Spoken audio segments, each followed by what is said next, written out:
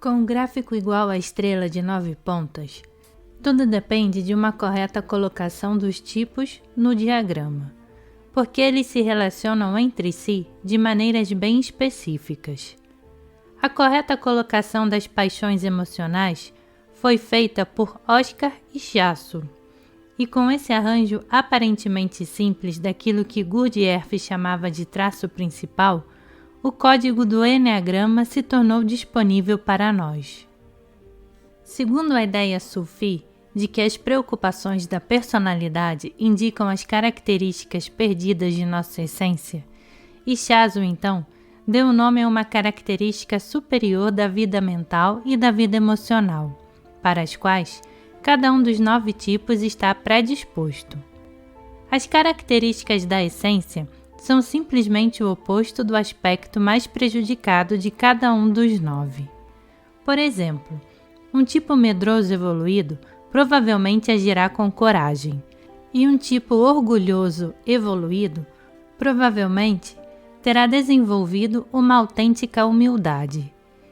Ichaço chamou a característica mental superior de a ideia sagrada e a característica emocional superior de a virtude.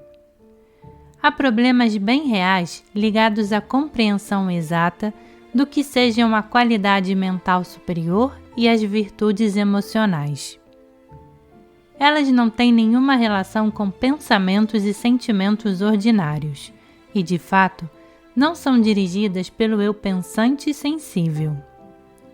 Essas qualidades superiores são as características perdidas da essência, cada qual representando a resolução satisfatória de uma tendência neurótica dolorosa. Os aspectos mentais superiores são uma orientação automática para características específicas do saber não mediadas pelo pensamento, e as virtudes são respostas corporais automáticas, não dirigidas por gostos ou aversões pessoais.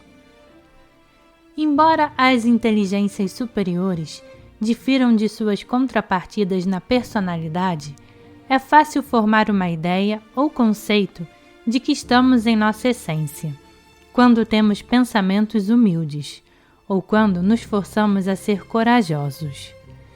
Essas ideias que temos sobre nós mesmos tocam apenas tangencialmente uma interação harmoniosa, aberta e indefensa com o ambiente e com outras pessoas.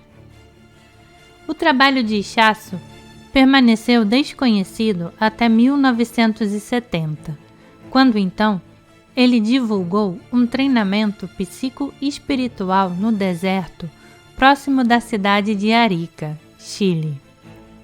Cerca de 50 americanos estavam presentes, entre os quais John Lilly, Cláudio Naranjo e Joseph Hart, que trouxeram a notícia de que Ichaço usava os conceitos sufis familiares a muitos, graças à obra de Gurdjieff.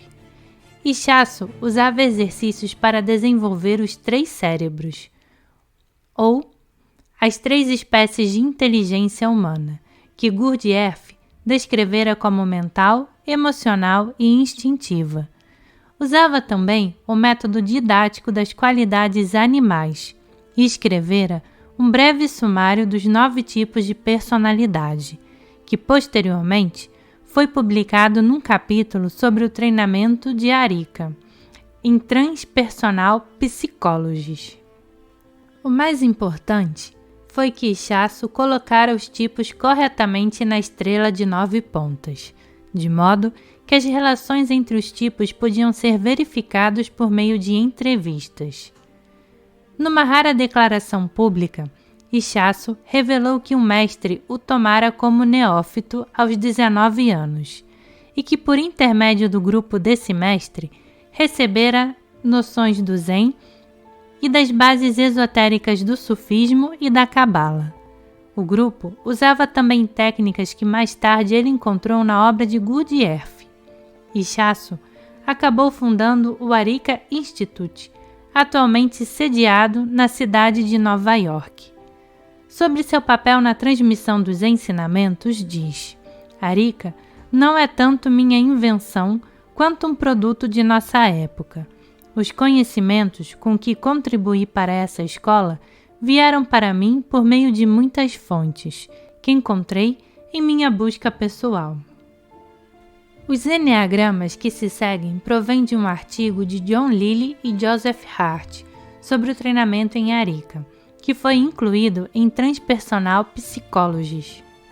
As palavras que dominam cada uma das preocupações dos 9 tipos foram usadas como normas básicas pelos professores do Eneagrama, que há muitos anos vem entrevistando participantes de painéis dos tipos e compilando suas características e seus comportamentos.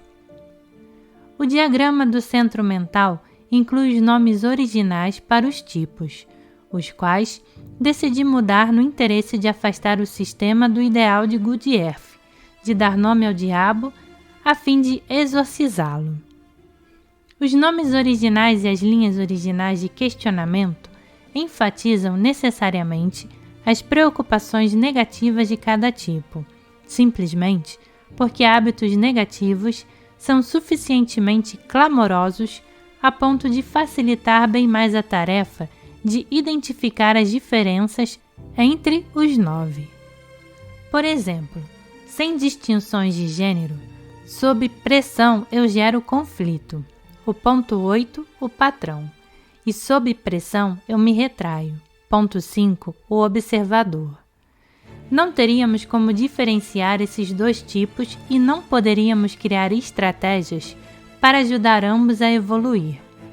Se escolhêssemos apenas declarações de Budas ou de pessoas excepcionalmente evoluídas, estaríamos ouvindo declarações provenientes dos centros mentais superiores, tais como: parece que nunca me sinto pressionado, simplesmente sei como cada problema se resolverá, ponto 5, onisciência, ou sigo a força que flui através do meu corpo, ponto 8, inocência.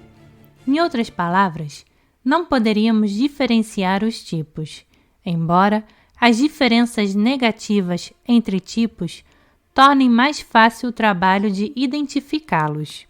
Acho que uma preocupação excessiva com as peculiaridades dos tipos diminui sua importância como mestres e guias para estados superiores da consciência.